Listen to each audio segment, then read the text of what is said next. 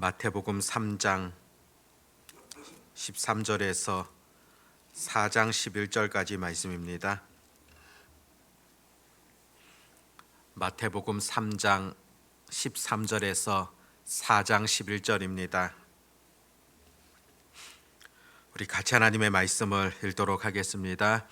이때에 예수께서 갈릴리로부터 요단강에 이르러 요한에게 세례를 받으려 하시니 요한이 말려 이르되 내가 당신에게서 세례를 받아야 할 터인데 당신이 내게로 오시나이까? 예수께서 대답하여 이르시되 이제 허락하라. 우리가 이와 같이 하여 모든 의를 이루는 것이 합당하니라 하시니 이에 요한이 허락하는지라. 예수께서 세례를 받으시고 곧 물에서 올라오실새 하늘이 열리고 하나님의 성령이 비둘기같이 내려 자기 위에 임하심을 보시더니 하늘로부터 소리가 있어 말씀하시되 이는 내 사랑하는 아들이요 내 기뻐하는 자라 하시니라. 그때에 예수께서 성령에게 이끌리어 마귀에게 시험을 받으러 광야로 가사 40일을 밤낮으로 금식하신 후에 줄이신지라. 시험하는 자가 예수께 나와서 이르되 내가 만일 하나님의 아들이여든 명하여 이 돌들로 떡덩이가 되게 하라. 예수께서 대답하여 이르시되 기록되었으되 사람이 떡으로만 살 것이 아니요 하나님의 입으로부터 나오는 모든 말씀으로 살 것이라 하였느니라 하시니 이에 마귀가 예수를 거룩한 성으로 데려다가 성전 꼭대기에 세우고 이르되 내가 만일 하나님의 아들이여든 뛰어내리라. 기록되었으되 그가 너를 위하여 그의 사자들을 명하시리니 그들이 손으로 너를 받들어 발이 돌에 부딪히지 않게 하리로다 하였느니라. 예수께서 이르시되 또 기록되었으되 주 너의 하나님을 시험하지 말라 하였느니라 하시니 마귀가 또 그를 데리고 지극히 높은 산으로 가서 천하 만국과 그 영광을 보여 이르되 만일 내게 엎드려 경배하면 이 모든 것을 내게 주리라. 이에 예수께서 말씀하시되 사탄아 물러가라. 기록되었으되 주 너의 하나님께 경배하고 다만 그를 섬기라 하였느니라. 이에 마귀는 예수를 떠나고 천사들이 나와서 수종드니라. 아멘. 오늘 읽었던 본문 말씀 속에서는 우리 예수님께서 세례를 받으시고 또 4장에서는 마귀에게 시험 받으시는 그런 내용이 기록되어집니다. 세례라는 것, 그것은 바로 죄 씻음 받는다는 그런 의미를 담고 있지 않습니까? 그런데 죄 없으신 예수님께서 왜 세례를 받으셨겠습니까? 사실상 세례라는 것 받을 필요가 없음에도 불구하고 또 오늘 본문 말씀에 보면 요한 같은 경우에로 예수님께서 나아왔을 때 내가 당신에게로 나아가야 되는데 어찌 내게로 오십니까? 그렇게 고백하는 것도 보게 되어집니다. 그럼에도 예수님께서는 내게 세례 베푸는 것을 허락하라 그렇게 말씀하시면서 우리가 이와 같이 하여서 모든 의를 이루는 것이 합당하다고 말씀하시는 것을 보게 되어집니다. 왜 우리 예수님 세례를 받으셨겠습니까? 죄인의 중보자로 오셨기 때문에 죄인을 대신하여서 모든 의를 이루시기 위하여서 세례를 받으셨다 그렇게 말씀하고 있습니다. 자신의 죄 때문이 아니라 인류의 모든 죄를 대신한다 그런 의미를 담아 가지고 세례를 자청하신 것이다 볼 수 있다는 겁니다. 고린도후서 5장 21절에도 보면 하나님이 죄를 알지도 못하신 이를 우리를 대신하여 죄로 삼으신 것은 우리로 하여금 그 안에서 하나님의 의가 되게 하려 하심이라. 바로 이 세례 받으심이라는 것, 하나님의 의를 이루시기 위함이라는 것, 또 죄인된 이 땅에 오신 그 자체가 바로 하나님의 의를 이루기 위하여서 오신 것임을 분명하게 전해주고 있습니다. 또한 나아가서 이 세례 받으심도 여전히 예수님의 낮아지심의 모습, 또 겸손의 그런 모습이라는 것을 다시 한번 보게 되어집니다. 예수님 세례를 받으신 이후에 어떤 광경들이 펼쳐지게 됩니까? 16절에 보면 예수께서 세례를 받으시고 곧 물에서 올라오실새 하늘이 열리고 하나님의 성령이 비둘기같이 내려 자기 위에 임하심을 보시더니 하늘이 열렸다. 그와 같은 표현을 보게 되어집니다. 마태복음의 중요한 주제가 바로 하나님의 나라, 천국입니다. 주님의 세례와 더불어서 하늘이 열렸다는 그런 표현이 사용되어지는데 궁극적으로 하나님의 나라가 이 땅 가운데 또다시 임했다는 것을 의미하고 있는 그런 표현입니다. 또 하늘이 열렸다는 것은 실제 하나님의 임재를 느낀다는 것이지 않습니까? 또 그 하나님의 살아계심에 대하여서 바라본다는 그런 의미 또한 주고 있습니다. 마귀는 악한 영적인 세력은 그리스도인들로 하여금 하늘을 보지 못하도록 하는 겁니다. 땅만 쳐다보며 그렇게 살도록 하는 것, 악한 사탄의 계획이라고 한다면은 하나님께서는 하늘 문을 여서셔 여전히 그의 백성들이 하나님께로 나아오고 또 하나님과 온전한 그런 교제가 있기를 바라신다는 것을 분명 우리가 보게 되어집니다. 또 세례를 받으신 이후에 성령이 임하게 되어지고 하늘에서 음성이 들려지게 되어지는 것, 바로 우리 예수님의 공생애의 시작이라고 볼 수 있으며 성령 하나님께서 또 늘 동행하신다는 것, 함께 하심을 보여주는 분명한 사건임을 깨닫게 되어집니다. 우리 예수님의 공생의 사역에 있어서도 성령의 능력을 입으셨다. 바로 오늘 본문 속에서도 우리가 분명 보게 되어집니다. 우리 예수님이 사역하심에 있어서도 성령의 능력이 필요하다는 것, 여전히 우리가 이 땅을 살아가면서도 전능하신 하나님의 도우심이 필요하다는 것, 또 성령의 은혜가 있어야 한다는 것을 가르쳐 주고 있습니다. 우리가 주의 일을 하면서 또 연약한 우리 인생이 이 땅을 살아가면서 가장 필요한 것, 그것이 어떤 것이겠습니까? 바로 이 성령의 충만함이지 않습니까? 내 능력과 내 지혜와 내 힘으로 되어지지 않기 때문에 또 오늘 새벽에도 우리가 이렇게 나와 기도하는 것, 성령의 도우심을 구하는 것이지 않습니까? 오늘 하루도 성령 하나님께서 나를 지켜주시고 또 붙들어 주셔서 이 땅을 힘있게 살아가도록 도와주시옵소서. 그렇게 이 새벽에도 기도로 나아가는 그런 은혜들이 있어지기를 바랍니다. 4장에서는 마귀가 우리 예수님을 시험하는 그런 모습이 기록되어집니다. 에덴 동산에서 그 최초의 인간이 타락한 이후 모든 인류가 당하고 있는 문제가 바로 이 사탄의 시험이지 않습니까? 악한 영적인 세력들은 늘 낙심케 만들며 또 넘어뜨리려고 하고 있는 그런 계획들을 보게 됩니다. 우는 사자같이 두루다니며 삼킬 자를 찾고 있다. 그렇게 성경이 전해주고 있지 않습니까? 악한 영적인 세력으로부터 예외가 될 그 시험을 받는 자, 예외가 될 수 있는 사람은 없다는 것입니다. 오늘 4장 1절과 2절에도 보면은 언제 예수님께서 시험을 당하시게 됩니까? 2절에 보면 40일을 밤낮으로 금식하신 후에 줄이신지라. 40일을 금식하셨다. 어떤 면에서 본다면 가장 영적인 부분에 있어서 충만한 그런 시기이지 않습니까? 그런데 많은 경우 보게 되어지면 은혜의 때와 또 시험의 때가 공존하는 그런 경우들을 만나게 되어집니다. 성경에서도 보면 아브라함을 보십시오. 창세기 15장에 보면은 하나님을 만나게 되어지는 영적 체험을 하게 됩니다. 그런데 그 사건이 있은 바로 다음에 사라가 아브라함에게 어떤 말을 합니까?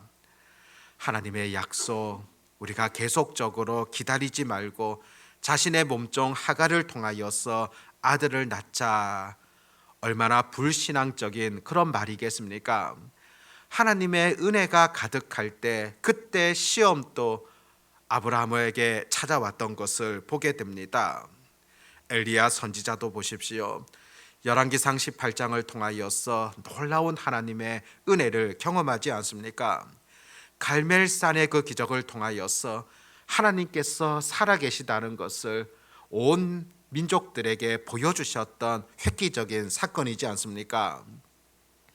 그런데 그 사건 이후 바로 이어지는 열왕기상 19장에 보면은 엘리야 선지자 로뎀 나무 아래에서 죽기를 각오하는 나약한 모습 또한 우리가 만나게 되어집니다. 모세도 보십시오. 홍해를 건넜다는 것, 하나님의 기적적인 역사를 체험하였던 그런 순간이지 않습니까? 그런데 이후에 사건들을 보면 지속적으로 시험을 당하며 어려움을 당하는 그런 환경들을 만나게 되어집니다.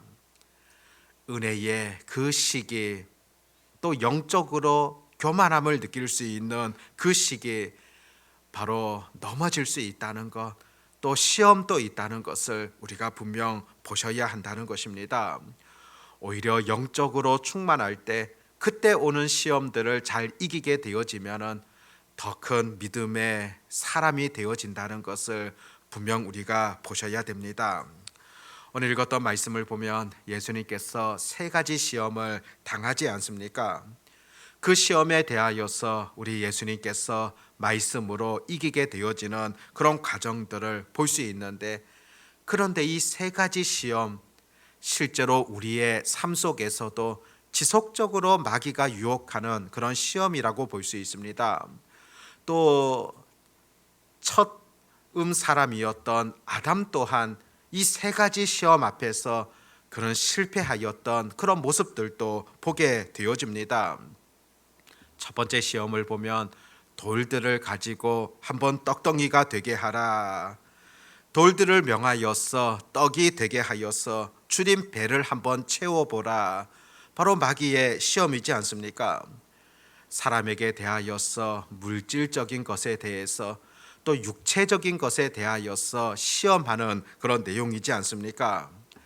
창세기 3장을 볼 때도 어떻게 기록합니까? 뱀이 여자에게 물어 가로되 하나님이 참으로 너희더러 동산 모든 나무의 실과를 먹지 말라 하시더냐. 늘 악한 영적인 세력들은 육체적인 것을 가지고 또 물질적인 유혹을 가지고서 우리를 시험하게 되어지는 그런 경우들 우리의 삶 속에서도 늘 만나게 되어집니다. 두 번째는 성전 꼭대기에 세우고 하나님의 아들이라고 한다면 한번 뛰어내려 보아라, 하나님께서 너를 받들어 주시지 않겠느냐, 높은 데서 떨어지더라도 너 발이 상하지 않게 될 것이다. 이것은 한 걸음 더 나아가서 정신적인 그런 유혹이라고 볼 수가 있습니다. 개인적인 이익과 더불어서 정신적인 자만감에 호소하고 있는 그런 마귀의 유혹이라 그렇게 볼 수 있습니다. 창세기에 그 아담과 하와를 유혹할 때도 너는 결코 죽지 아니할 것이다, 이와 같은 정신적인 그런 유혹들을 하게 되어지는 그런 내용을 볼 수 있듯이 오늘 우리의 삶 속에서도 이와 유사한 그런 유혹들을 언제든지 우리가 경험할 수 있다는 겁니다.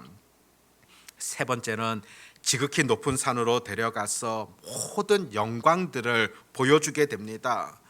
너가 나에게 절하게 되어지면 이 모든 영광을 너에게 줄 것이다. 이것은 영적인 유혹이라 그렇게 볼 수가 있습니다. 창세기에도 보면은 너가 하나님처럼 될 것이다, 그렇게 영적 유혹을 하고 있지 않습니까? 마치 가장 영광스러운 것처럼 그렇게 표현하며 가장 영광스러운 자리에 오를 것처럼 그렇게 유혹하고 있는 악한 그런 사탄의 계획이라 보게 되어집니다. 창세기에서 그 인간을 유혹하던 그 방법들, 또 예수님을 유혹하고 있는 그런 마귀, 또 이 땅을 살아가는 우리들을 유혹하고 있는 악한 영적인 세력들의 그 계획들이 늘 동일하다는 것을 우리가 보게 되어집니다. 그런데 한번 보십시오. 예수님께서 당하셨던 환경은 광야이지 않습니까? 그렇지만 첫사람 아담 같은 경우에는 지상에서 가장 아름답고 모든 것이 잘 갖추어져 있는 그런 낙원이지 않습니까? 최고의 환경 속에 있었던 그 아담 같은 경우에는 그 사탄의 시험에 대하여서 실패하게 되어지고 죄를 짓게 되어집니다. 하지만 예수님께서 거하셨던 광야라는 곳, 최악의 환경이지 않습니까? 최악의 환경이었지만은 두 번째 아담 되셨던 우리 예수님께서는 그 마귀의 시험에 대하여서 승리하지 않습니까? 그 승리의 원인, 또 실패의 원인, 그것이 무엇이겠습니까? 바로 아담과 하와가 실패했던 것은 하나님의 말씀에 대하여서 무시했던 결과입니다. 하나님의 말씀을 생각지 아니하고 그냥 마귀의 유혹들에 귀를 기울였을 때 실패하고 말았지만은 우리 예수님께서 승리하셨던 비결은 바로 하나님의 말씀을 가지고 승리하셨다는 것을 우리가 오늘 본문 속에서 분명 보게 되어집니다.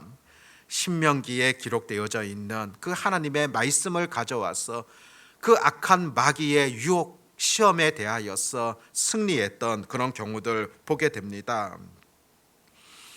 말씀을 의지하였다. 바로 하나님을 신뢰하며 믿음으로 나아갔던 그런 삶이지 않습니까? 가장 좋은 환경이라 할지라도 우리가 하나님의 말씀을 신뢰하며 의지하지 않는다면 결국 그곳에서도 실패할 수밖에 없습니다. 그런데 가장 악한 환경 속에서도 하나님의 말씀을 중요하게 여기며 신뢰하는 그 현장 속에서는 우리가 승리할 수 있다는 것을 분명 보셔야 한다는 겁니다. 환경에 의하여서 그 능력이 나타나는 것 결코 아니라는 겁니다. 어떤 환경이라 할지라도 얼마나 하나님의 말씀을 신뢰하느냐, 그것을 믿고 있느냐, 또 하나님을 얼마나 의지하느냐, 그것이 중요하다는 것을 보여주는 분명한 사건이지 않습니까? 오늘도 악한 영적인 세력은 우리를 넘어뜨리기 위하여서 지속적으로 유혹하고 있습니다. 아마 오늘 하루를 살아가면서도 여전한 유혹들이 우리들에게 있을 겁니다. 그 가운데 우리에게 힘이 되어지는 것, 분명한 하나님의 말씀이라는 것, 말씀으로 승리할 수 있다는 것, 전적으로 하나님의 은혜로 승리할 수 있다는 사실들을 우리 마음속에 늘 간직하고 오늘도 말씀으로 주의 은혜로 승리하게 되어지는 그런 삶이 우리의 삶 가운데 펼쳐질 수 있기를 바랍니다. 기도하겠습니다. 하나님 아버지, 마귀의 시험에 대하여서 하나님의 말씀으로 이겼던 그런 예수님의 삶을 우리가 분명 보게 되어집니다. 첫사람 아담은 하나님의 말씀을 집중하지 아니하고 듣지 아니함을 통하여서 실패의 길을 걸어갔지만은 두 번째 아담이었던 우리 주 예수 그리스도께서는 전능하신 하나님의 능력을 의지하며 말씀으로 나아갈 때 그런 유혹들을 이겼던 그런 내용들을 오늘 본문 속에서 우리가 깨닫게 되어집니다. 이 땅을 살아가는 우리들의 삶 속에서도 여전히 악한 영적인 세력은 우는 사자같이 두루다니며 삼킬 자를 찾고 있는 그런 환경이라는 것을 보게 되어집니다. 이런 환경 속에서도 승리할 수 있는 그 비결은 내 능력도 아니고 내 의지도 아니며 전능하신 하나님의 도우심, 하나님의 말씀에 있다는 사실들을 잊지 아니하고 그 말씀으로 승리하며 또 영적으로 무장할 수 있는 그런 주의 자녀들 되게 해 주시기를 간절히 소망합니다. 오늘 하루도 우리가 담대함으로 믿음으로 살아갈 수 있도록 하나님 인도하여 주시옵소서. 내일 거룩한 주일 또 주님 앞에 나와 예배하게 되어집니다. 형식적으로 그냥 일상적으로 그렇게 드려지는 예배가 아니라 우리의 마음을 다하여 정성을 다하여 뜻을 다하여 드리는 그런 예배가 되게 하여 주시옵시고 또 그 무엇보다도 준비된 예배를 드릴 수 있도록 인도해 주시기를 간절히 소망합니다. 아버지 하나님, 우리 청소년 부서에서 어제부터 또 수련회를 진행하는 그런 가운데 있습니다. 하나님께서 그들의 심령들을 붙들어 주시옵시고 또 무엇보다도 청소년의 그 시기에 우리 주 예수 그리스도를 만나며 또 바른 가치관으로 살아가야 된다는 것 그들이 잊지 아니하도록 도와주시고 또 수련회를 통하여서 하나님의 풍성한 은혜들을 경험할 수 있도록 주 예수 그리스도를 만나게 되어지는 그런 은혜가 있게 해주시기를 간절히 원합니다.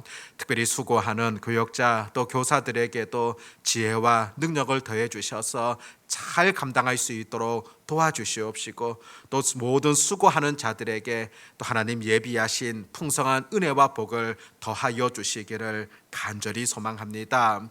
아버지 하나님, 마치는 그 순간까지 하나님께서 지키시고 보호하시고 인도하여 주시옵소서.